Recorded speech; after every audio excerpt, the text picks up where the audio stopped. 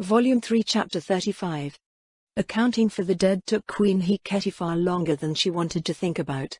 The dead of the Frogman army were thousands upon thousands. Breaches in the line had taken place well out of her sight. The militia, elders, and very young were not fit for the fight.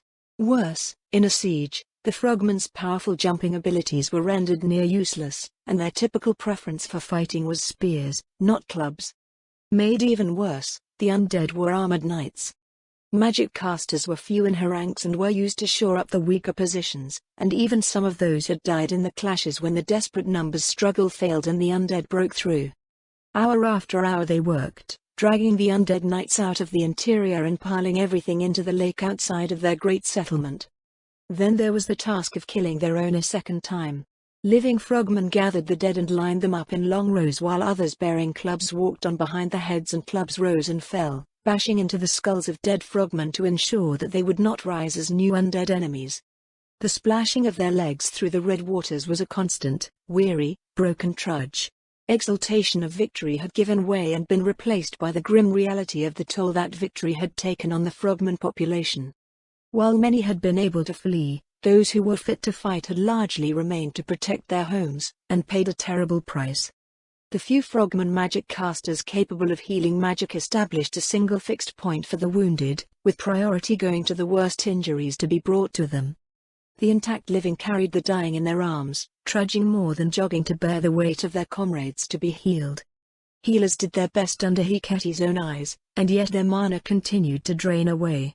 And so under the eyes of the queen, the dying victors became the freshly dead. They were then dragged by their feet through the low water and laid to rest at the end of the long and growing line of dead frogmen to have their own skulls smashed in turn. Victory tasted too much like defeat as the rows continued. How many, how many, how many? Hecate asked again and again inside her mind while the survivors took stock of their numbers. They paused long enough to eat, slowly shoveling mushy animal meat into their mouths, their tongues barely having the strength to dart the few feet away to draw it into their mouths. When the healers ran out of mana, they resorted to binding the wounds and packing them with moss known to have minor healing properties, good enough to keep the rot and sickness at bay until mana could be restored and another spell could be cast. Crude leaf bindings were applied around countless bodies at arms, legs, heads, hands, and even bellies. The wounded who could not move but wouldn't die soon, were picked up and carried by slow-moving comrades to be put somewhere safe within a common hut, to wait there for the restored mana of their casters to come and help them again. It took 9 huts to hold the crippled numbers, even packing them side by side with no room to lie down. Hecate went immediately to the place where the eggs of their common young lay. Chiefs and elite warriors lay in a dead heap where they fought to protect the common futures of the race. She looked down at the common nest. Undead corpses yet to be removed, lay piled over one another where they'd fallen to the clubs of some of her best people. The chiefs in their vine armor were covered in wounds, blood still seeping down into the shallow water. It was a red pool before the unhatched young and already the flies and other insects were coming to eat their fill of her fallen people. They were some of my best. I needed them. Hecate's troubled thoughts filled her with anxiety as a few intact survivors approached and began to drag away the dead. How are we looking? She asked reflexively without even looking at the warrior or worker themselves. At very few, my queen, at very few. His throat bulged and contracted as he breathed harder. She asked nothing more and allowed him to work. The metal would be useful at least, but the lives. The clink of metal on metal was suddenly much louder as the pile of metal toppled over. The stripping of the knights paused and her people scattered to avoid injury from the landslide of metal swords and armor. Cursing voices could be heard, and then the splash of corpses being thrown into the deep water to feed the fish. Maybe that will provide a boost to our food supply for a little while at least. I suppose this has solved the problem of how to feed all of my people. But this is not how I wanted to solve it. Hecate continued to tour the large settlement, stopping to talk with survivors. Well done, well done. She said it again and again as she tried to convince herself it was indeed well done. She went to the huts where wounded frogmen curled up. Groans of pain would haunt her dreams for ages. Of that she was sure, but they perked up when she ducked beneath the door and stood over them. Our young survived, all of them, she said, and they held out shaking, bloody green hands to touch their exalted queen as she passed and praised their courage. Weak cheers were feeble only for their wounds, but she could see that they meant it louder in spirit than they made it in reality. "Don't worry," she said, and wrapped her webbed hand around one stalwart warrior's arm. The unfortunate she deigned to touch had his other arm tourniqueted where it had been severed entirely. He was covered in tears, gashes, cuts and wounds, a testament to his ferocity and an image that was only enhanced where one eye had been severed in half. But with his good eye, he met his queen's face and nodded. "We will recover, finish the lizardman, and win the whole of the lake. We will have a future like none other that you have ever dreamed. I promise you." She said it, and meant it, and the warrior whispered out, "My queen." He gasped a feeble cheer as best he could from his torn-up and half-shredded throat, and it was picked up again. Then she left the hut, visited the next, hoping that she was telling the truth, but no longer sure if she was. Volume 3 Chapter 36. The return to camp without Sukyu drew immediate questions which were answered by the chiefs who told the story over and over until morning came. Most especially the lizardmen in the settlement who surrounded the victorious chiefs, wanted to know how their family members were treated by the frogmen. They were hungry, made to work, told they would be worked to death. Zariasu seethed. They were cut, bruised, stabbed, and some were missing hands. Their wounds were left untreated. Shajiryu added with hate in his voice. They were killed without reason. Crush could not even look at her people, only back in the direction the elderly would be returning from while the dawn began to break over the far horizon. "No more frogmen." Kyuku growled, clenching his jaw so tight that he seemed to be frothing at the mouth with fury. "We fight, our ruler will lead us, but we fight." Shajiryu wasn't asking, and it was quickly taken up. "We fight. We fight. We fight." The lizardman of the lake was still chanting when the gate opened and the red-robed Dines appeared behind the red-armored Jolteer. They knelt in a great mass as soon as he came into view, bowing their heads. It was Zariasu who spoke.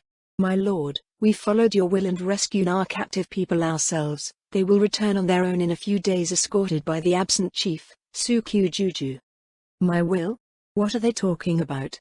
He wondered from behind his mask. He cleared his throat and ran with it rather than ask the embarrassing question. "Good," he said succinctly. "And now we are ready to follow you into battle." Zariasu added with a loud exclamation filled with the fresh outrage born from the mistreatment of the elderly. "That will not be necessary. You are few, the frogmen may have won, they will be weaker, and worn out, but they may still wreak havoc on you." Ines warned him, but the lizardman had only a low and eager growl in answer. "If you order us to remain we cannot disobey. But we implore you, let us fight." Shajiryu replied, and going from his knees, he descended to all fours and pressed his head into the dirt. The others rapidly followed until there was a sea of green, tan, and speckled lizardman heads in the soft earth, all of whom said as one, "Please, let us fight." Discomfort ran through Ain's body like wild stallions, for the former office worker. This deference from young and old alike, even if they were not human, made his skin crawl with anxiety and awkwardness. "Very well," he said and held his staff above their heads. "If you wish to fight however, you must move quickly. We can make enough boats to carry all of us in a day or two, my lord."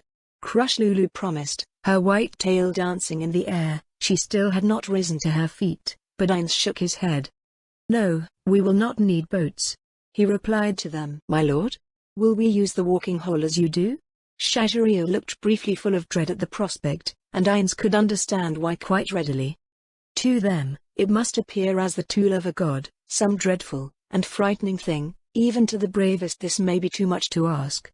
And perhaps another impression will do just as well, if not better. They are proud people it seems. The more impressed they are with my power, the easier it will be to rule over them. Ainz thought, and cast another spell. Maximize magic, greater freezing.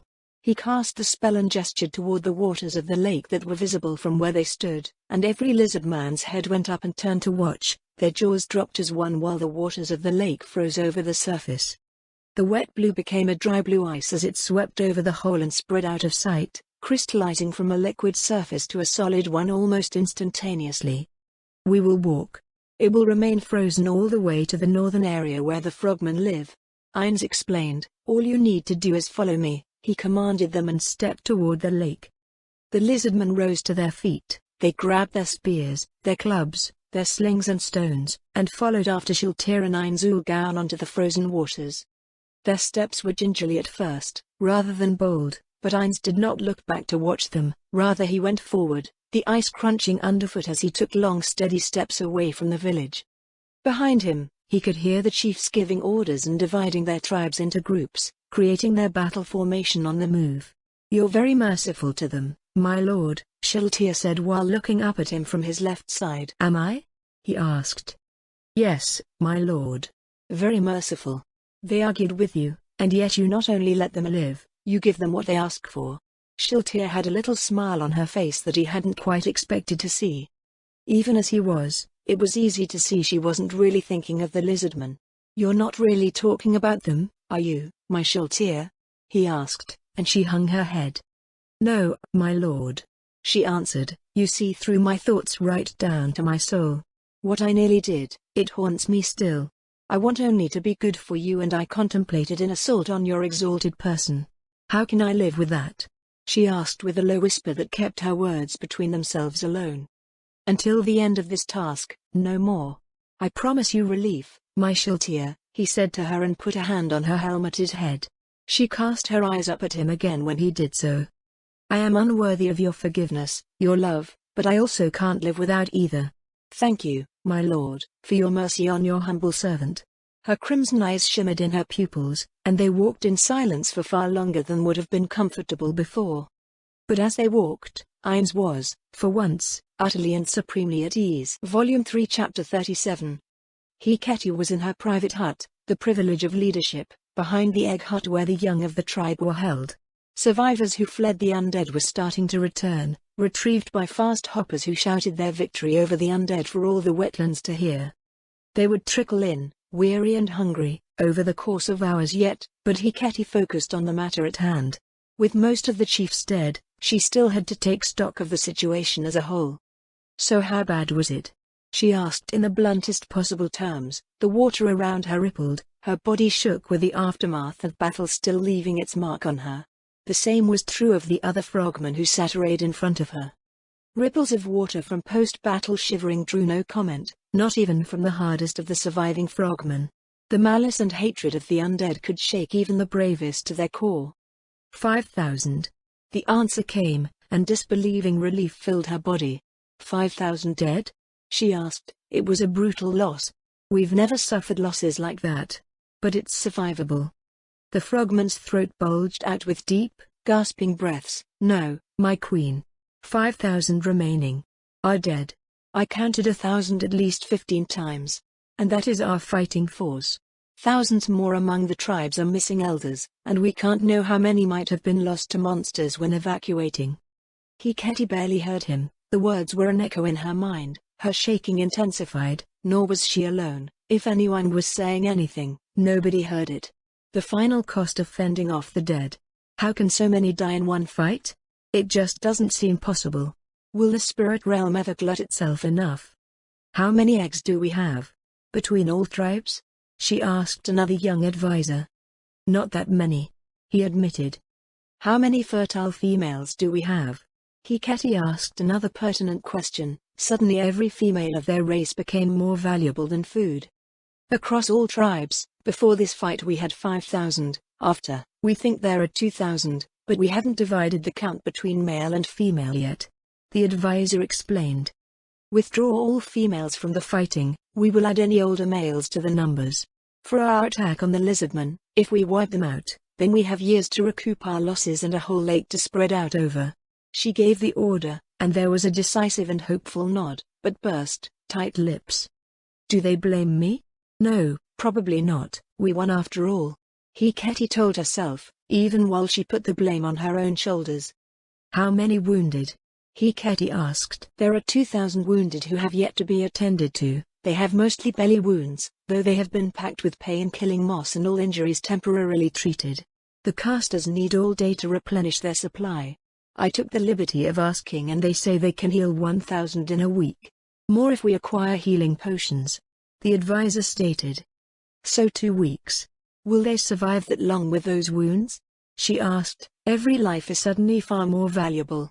She thought, knowing full well that hundreds more could die of their wounds before all was said and done, no matter the best efforts of her healers. Most, yes.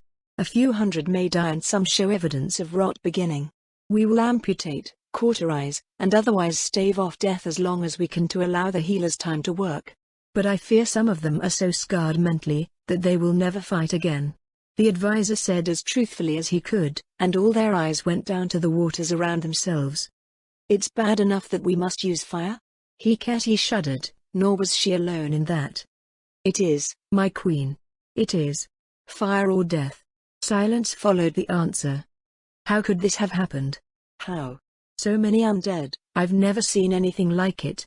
A frogman asked. Hecate had an answer to that at least. They were dressed like knights of the Baharuth Empire, so I am sure they're the dead of the battle they lost some weeks ago, but the important question is how they came here, who sent them, and why. Baharuth doesn't practice the abominable art of necromancy. So who does? Hecate asked the true question and nobody answered. How soon can we be ready to move on the lizardmen? We can't wait for them to starve now, our numbers are too close to even. They may be mere animals, but they are brave animals, and they have great treasures to help any fight they might be able to muster up. Hecate asked the next most important question, and the frogmen looked around at one another with uncertain eyes. My queen. The warriors are exhausted, even if we rest all day and all night. Their fighting spirits need time to mend, we need to recover, they need to recover. Can we let them rest for a week? It will do them good to see another 1,000 swell their ranks. One of the 6 asked. One could even say they begged, but Hecate shook her head. No, we can't. There is simply no way we can let the lizardmen have a week to operate freely. Maybe they turn on each other and hide in their last stronghold. Maybe they eat away at their remaining reserves, but maybe they go bold when we go this long without striking at them.